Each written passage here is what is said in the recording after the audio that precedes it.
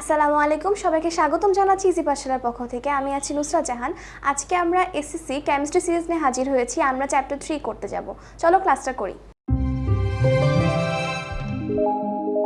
ওকে, আমরা আজকে চ্যাপ্টার 3 করব, যেটার নাম হচ্ছে কি পদার্থের গঠন। তাহলে আমরা বইয়ে চলে যাচ্ছি। আমরা আজকে চ্যাপ্টার 3 শিখব। তাহলে প্রথমে আমাদের কি করতে হবে? প্রথমে আসলে আমরা আগে কি পয়েন্টসগুলো দেখে নেই, যে কি পয়েন্টস রয়েছে। আমরা যদি প্রথমে আসি, আমরা এখানে মৌলের ইংরেজি এবং ল্যাটিন নাম থেকে তাদের প্রতীক যে লিখব সেটা আমরা দেখতে পারবো। অর্থাৎ আমরা মৌলের প্রতীকটা শিখব, তার পরবর্তীতে মৌলিক এবং স্থায়ী কণিকাগুলোর বৈশিষ্ট্য বর্ণনা করতে পারবো। অর্থাৎ এসব কণিকাগুলো কেমন হয়, কেমন বৈশিষ্ট্য সম্পন্ন হয়, এসব কিছু। এরপর আসি, পারমাণবিক সংখ্যা, ভর সংখ্যা, আপেক্ষিক পারমাণবিক ভর ব্যাখ্যা করতে পারবো। আপেক্ষিক পারমাণবিক ভর থেকে আপেক্ষিক আণবিক ভর হিসাব করতে পারবো। খেয়াল করতে হবে, একটা কিন্তু পারমাণবিক এবং একটা হচ্ছে আণবিক। ওকে, এরপর আসি, পরমাণুর ইলেকট্রন, প্রোটন এবং নিউট্রন সংখ্যা হিসাব করতে পারবো। আইসোটোপের ব্যবহার ব্যাখ্যা করতে পারবো, যে আইসোটোপটা কি এবং এটার কোনো ব্যবহার রয়েছে কিনা এবং সেই ব্যবহারগুলো কি কি সেটা আমরা দেখতে পারবো। এরপর আসি, আমরা পরমাণুর গঠন সম্পর্কে রাদারফোর্ড এবং বোর পরমাণু মডেলের বর্ণনা করতে পারবো। তার মানে নিশ্চিত এখানে দুইটি মডেল থাকবে এবং সে দুটি কে দিয়েছেন, একজন রাদারফোর্ড এবং একজন হচ্ছে বোর। সেগুলো আমরা ডিটেলসে দেখতে পারবো। রাদারফোর্ড ও বোর পরমাণু মডেলের মধ্যে কোনটি বেশি গ্রহণযোগ্য এবং কেন, তা আমরা ব্যাখ্যা করতে পারবো। তারপরেই রয়েছে পরমাণুর বিভিন্ন কক্ষপথে এবং কক্ষপথের বিভিন্ন উপস্তরে পরমাণুর ইলেকট্রন সমূহকে কি করতে পারবো, আমরা ব্যাখ্যা করতে পারবো। ওকে, তাহলে আমরা এরপরে দেখি।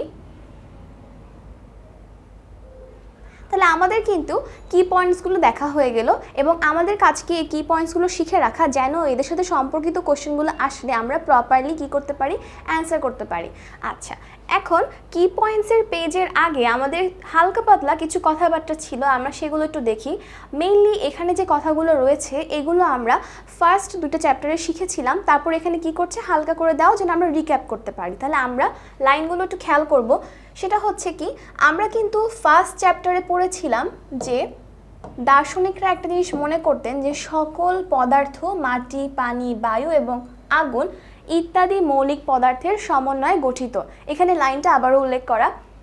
এবং আরেকটা কথা বলা আছে, যে গ্রিসের দার্শনিক ডেমোক্রিটাস, নামটা কি, ডেমোক্রিটাস, তিনি বলেছিলেন প্রত্যেক পদার্থের একক আছে যা অতি ক্ষুদ্র আর অবিভাজ্য, অর্থাৎ ইনডিভিজিবল, যার নাম তিনি কি দিয়েছিলেন, অ্যাটম। এবং নাম দেন কি, অ্যাটম। কোনো বৈজ্ঞানিক পরীক্ষা দিয়ে তবে এটা প্রমাণ করা সম্ভব হয়নি বলে কি হয়, এটা কোনো ধরনের গ্রহণযোগ্যতা পায় না। পরবর্তীতে 1803 সালে, কত সাল, 1803 সালে ব্রিটিশ বিজ্ঞানী জন ডাল্টন, নামটা দেখতে হবে, ব্রিটিশ বিজ্ঞানী জন ডাল্টন কি করেছিলেন, বিভিন্ন পরীক্ষায় প্রাপ্ত ফলাফলের উপর ভিত্তি করে পরমাণু সম্পর্কে একটি মতবাদ বা থিওরি প্রেজেন্ট করেন এবং সেখানে বলেন প্রতিটি পদার্থ অজস্র ক্ষুদ্র এবং অবিভাজ্য কণার সমন্বয়ে গঠিত। তিনি দার্শনিক ডেমোক্রিটাসের সম্মান, এটার নামটা কি দেন, সেটা হচ্ছে অ্যাটম। অর্থাৎ ডেমোক্রিটাসের সম্মান রক্ষাতে তিনি নামটা অ্যাটমই রাখেন। এবং পরে প্রমাণিত হয় যে পরমাণু অবিভাজ্য নয়। তাহলে কি বুঝলাম আমরা, যে পরমাণু অবিভাজ্য নয়। আচ্ছা, আমরা এরপরে যাই। এরপরে রয়েছে একটা কথা, যে যদি আমরা এদেরকে ভাঙি তাহলে পরমাণুর চেয়েও ক্ষুদ্র কণিকা, ইলেকট্রন, প্রোটন, নিউট্রন ইত্যাদি পাওয়া যায় এবং বিস্তারিত আমরা এই অধ্যায়ে পড়ব। ওকে, তাহলে আমরা আসি আমাদের মূল আলোচনায়। আমরা বইয়ে চলে আসি। দেখা যাচ্ছে আমাদের প্রথম টপিকটাই হচ্ছে কি, মৌলিক এবং যৌগিক পদার্থ।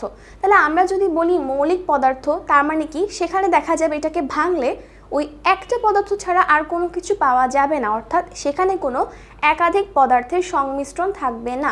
এটাই হচ্ছে কি মৌলিক পদার্থ। তাহলে আমরা দেখি বই আসলে কি বলা আছে। মৌলিক পদার্থ,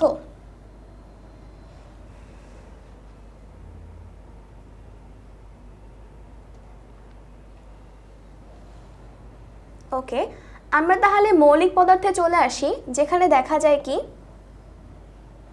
বিশুদ্ধ সোনাকে নিয়ে যদি বলা হয় কোনো কথা, বা লোহা বা রূপাকে নিয়ে যদি বলা হয় এবং আমরা এগুলোকে ভাঙি, দেখা যাবে সেই সব পদার্থ ছাড়া আর কোনো কিছুরই কণা আমরা সেখানে খুঁজে পাচ্ছি না। এগুলোই হচ্ছে মৌলিক পদার্থ। এখন আমরা যদি দেখি যে এখানে সুন্দর করে লেখা, যে পদার্থকে ভাঙলে সেই পদার্থ ছাড়া অন্য কোনো পদার্থ পাওয়া যায় না, তাকে মৌলিক পদার্থ বা মৌল বলা হয়। তাহলে কি হবে, শুধুমাত্র আমরা সেই পদার্থকে আমরা সেখানে পাবো। এরকম যদি আমরা উদাহরণ বলি, তাহলে আমরা বলতে পারি কি, nitrogen, phosphorus, carbon, oxygen, helium, calcium, argon, magnesium, sulphur, এইভাবে আমরা অনেকগুলোই বলতে পারবো। এখন এই যে আমরা মৌলগুলোর নাম পড়লাম, নিশ্চিত অনেকের মনে কোশ্চেন যাচ্ছে যে এগুলো প্রত্যেকটা বৈশিষ্ট্য কেমন হয়। আপাতত আমরা এখন এটা এখানে জানবো না, আমরা জানবো 4th চ্যাপ্টারে, যেখানে আমরা কি জানবো সেটা হচ্ছে পর্যায় সারণী এবং সেখানে থাকা 118টি মৌল নিয়ে, এবং সেখানকারই এই কয়েকটা নাম ছিল মৌলের। ওকে, এ পর্যন্ত 118টি মৌল আবিষ্কৃত হয়েছে, যার মধ্যে কতটি, 98টি মৌল কেমন, সেটা হচ্ছে প্রকৃতিতেই পাওয়া যায়। তাহলে 98টি যেহেতু প্রকৃতিতে পাওয়া যায়, তার মানে বাকিগুলো কি, বাকিগুলো হবে কৃত্রিম, যা তৈরি হয়েছে কোথায়, ল্যাবরেটরিতে। এটা কিন্তু আমাদের মনে রাখতে হবে। এবং এই যে এখানে বলা হচ্ছে 98টির কথা, দেখা যাচ্ছে এগুলো কিন্তু সবগুলোই সরাসরি পাওয়া যায়নি, কিছু সংখ্যক মৌল তেজস্ক্রিয়তার কারণে সৃষ্টি হয়েছিল। আচ্ছা, তাহলে আমরা কি, আমরা বুঝলাম যে কতটি মৌল আছে, মৌলিক পদার্থ কি, এবং কতটি প্রকৃত এবং বাকিগুলো হচ্ছে কৃত্রিম মৌল। তাহলে আমাদের কিন্তু এখানে মৌলিক পদার্থ বোঝা শেষ হয়ে গেছে। তাহলে আমরা এখন আবার নিচের দিকে আসি, যেখানে আমরা জানবো যৌগিক পদার্থ নিয়ে। এখানে একটা কথা আছে, আমাদের শরীরে মোট 26 ধরনের ভিন্ন ভিন্ন মৌল আছে। এগুলো যে আমরা দাগিয়ে নিচ্ছি, এখান থেকে কিন্তু এমসিকিউ আসতেই পারে যে আমাদের শরীরে মোট কতটি ভিন্ন ভিন্ন মৌল রয়েছে। যদিও লেস ইম্পর্টেন্ট, তারপরেও জেনে রাখা ভালো, তার কারণ এই লেস ইম্পর্টেন্ট ব্যাপারটি আমি যদি না জানি, তাহলে কিন্তু আসলে আমি কখনোই অ্যান্সার করে আসতে পারবো না, ঠিক কি না?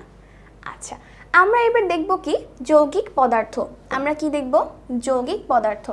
যদি মৌলিক পদার্থ এমন হয় যে তাকে ভাঙলে কি হবে, সেই পদার্থ ছাড়া আর কিছুই পাওয়া যাবে না, তাহলে যৌগিক পদার্থ হবে ঠিক তার উল্টো।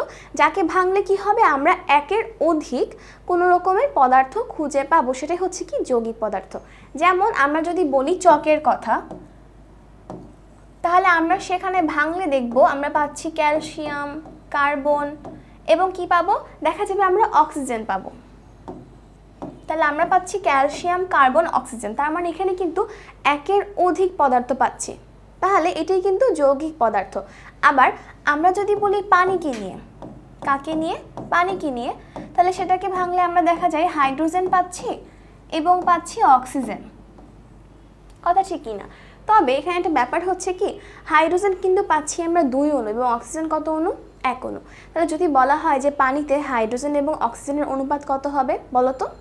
সবাই তোমরা কমেন্টে জানাও ব্যাপারটা। ওকে, বই মেনলি এই ব্যাপারটাই লেখা আছে, যা আমরা মুখে বললাম, চক নিয়ে বলা আছে, পানিকে নিয়ে বলা আছে, এবং ওই অনুপাতটা নিয়েও বলা আছে, যেটা হচ্ছে কি 2:1।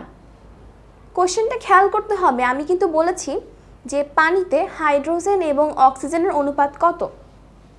তাহলে আমরা জানি পানি মিন্স H2O, অর্থাৎ 2:1 বললাম, কারণ আগে কথা বলা হচ্ছে কাকে নিয়ে, হাইড্রোজেনকে নিয়ে। যেহেতু হাইড্রোজেন 2টা, আমি আগে লিখছি 2 এবং অক্সিজেন পরে আছে যা হচ্ছে 1, তার জন্য আমি পরে 1 লিখলাম। বাট এখানে যদি কোশ্চেনটা উল্টিয়ে দেওয়া হয় যে পানিতে অক্সিজেন এবং হাইড্রোজেনের অনুপাত কত, তাহলে কিন্তু অ্যান্সার 2:1 কিন্তু আর হবে না। তাহলে অ্যান্সারটা আমাদের কি দাঁড়াবে, 1:2। এটা কিন্তু বুঝতে হবে, আমরা কিন্তু না বুঝেই অ্যান্সারে জাম্প করতে পারি না। আচ্ছা, তাহলে আমরা এখানে কি করলাম, আমরা এই যে যৌগিক পদার্থ বুঝে গেলাম। এখন দেখি এখানে আর কিছু লেখা আছে কিনা।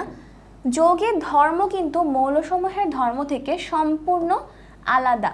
অর্থাৎ যখন আমরা একটা মৌল বা মৌলিক পদার্থ নিয়ে কথা বলি, যখন আমরা তাদের ধর্ম নিয়ে বলি, যেমন যদি আমরা বলি হাইড্রোজেনকে নিয়ে বা অক্সিজেনকে নিয়ে, এগুলো সবগুলো কি কক্ষ তাপমাত্রায় গ্যাস বা বায়বীয় অবস্থায় থাকে।